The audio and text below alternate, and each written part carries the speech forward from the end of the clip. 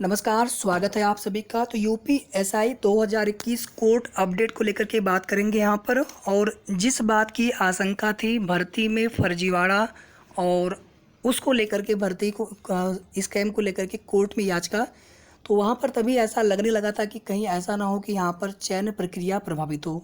हालांकि आप देखेंगे चयन प्रक्रिया में अभी जो है फाइनल ज्वाइनिंग किसी की नहीं हुई है, लेकिन डीबी पीएचडी हो चाहे रनिंग हो उसमें बहुत सारे लोग पकड़े गए। और आप देखेंगे एक दिन में कितने लोग पकड़े गए थे वो भी आपने न्यूज़ देखा। पहले तो चलिए 10 15 12 इतने ही लोग पकड़े जा रहे थे। तो इतने बड़े स्तर पे फर्जीवाड़ा जो पकड़े गए हैं, बाकी जो लोग नहीं इसमें पकड़ में आए हैं और केंद्र जो व्यवस्थापक थे जहाँ परीक्षा हुआ था उनकी भी भूमिका यहाँ पर संदिग्ध पूरी तरह से। जितने भी केंद्र व्यवस्थापक वहाँ पर जो राडार में आए हैं, और इसमें जो है लगातार जो है जांच की मांग और दोबारा से जो है एग्ज़ाम हो इसकी मांग को लेकर के लखनऊ इको गार्डन में धरना भी दिया गया था। कई दिन तक अनशन भी किया गया था। बाद में आप देखेंगे धरना जो है सांकेतिक चल रहा था आगे भी। तो अब जो है दरोगा भर्ती 2021 में जो चयन है अब वो हाई कोर्ट के फैसले के अधीन हो चुका है। हाई कोर्ट का जो अंतिम फैसला होगा वो इस भर्ती में लागू होगा। और साथ ही साथ यहाँ पर राज्य सरकार को 4 हफ्ते में दाखिल करना होगा जवाब। इलाहाबाद हाई कोर्ट में सुनवाई चल रही थी। इलाहाबाद हाई कोर्ट की माफ़ी चाहूँगा, इलाहाबाद हाई कोर्ट के लखनऊ बेंच में सुनवाई चल रही थी। और मंगलवार को यानी कल की डेट में एसआई भर्ती 2021 में अंतिम चयन नियुक्ति को याचिका में पारित होने वाले निर्णय के अधीन कर दिया गया है। न्यायमूर्ति सुभाष विद्यार्थी की एकल पीठ ने यह आदेश रविंद्र प्रताप सिंह व 49 अन्य अभ्यर्थियों की याचिका पर दिया है। अभ्यर्थियों की याचिका पर दिया। याचियों ने भर्ती परीक्षा में बड़े पैमाने पर धांधली का आरोप लगाते हुए इसे रद्द करने की गुजारिश की है। कोर्ट ने मामले में राज्य सरकार को जवाब दाखिल करने के लिए 4 सप्ताह का समय दिया है।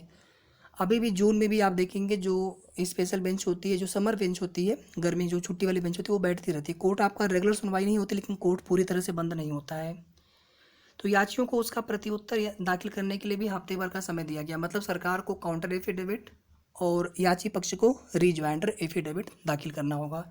तो कुल मिलाकर के यहाँ पर कितना हो गया, 5 हफ्ते का समय।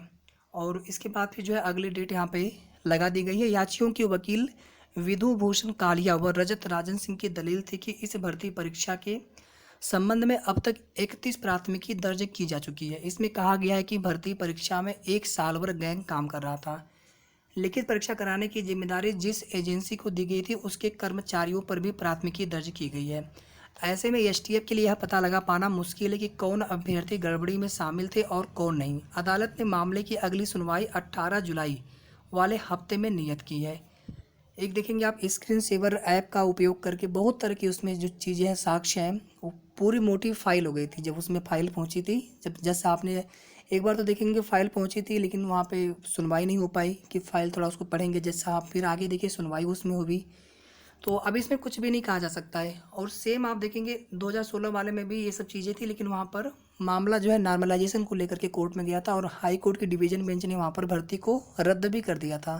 फिर सरकार ने सुप्रीम कोर्ट में उसको चैलेंज किया और सरकार जीती भी, वहाँ से कुछ हो नहीं पाया। हाई कोर्ट डिवीज़न बेंच का आदेश वहाँ पर रद्द हो गया सुप्रीम कोर्ट से। तो वहाँ पर मामला था नॉर्मलाइजेशन का कि जो नियोक्ता है, जो भर्ती कराने वाली एजेंसी है, उसको वहाँ पे फेवर दिया गया। लेकिन यहाँ पर जो है भर्ती फर्जीवाड़ा की शिकायतें हैं, तो कुछ भी नहीं कहा जा सकता है इसमें। हो सकता है कि भर्ती को रद्द कर दिया जाए, दोबारा से परीक्षा एग्ज़ाम हो, और हो सकता है कि इसमें जांच वगैरह को लेकर के कोई कोर्ट का आदेश हो। ठीक है, तो ये कुल मिलाकर के आप सभी के लिए एक महत्वपूर्ण अपडेट्स थे यूपी दरोगा भर्ती 2021 को लेकर के।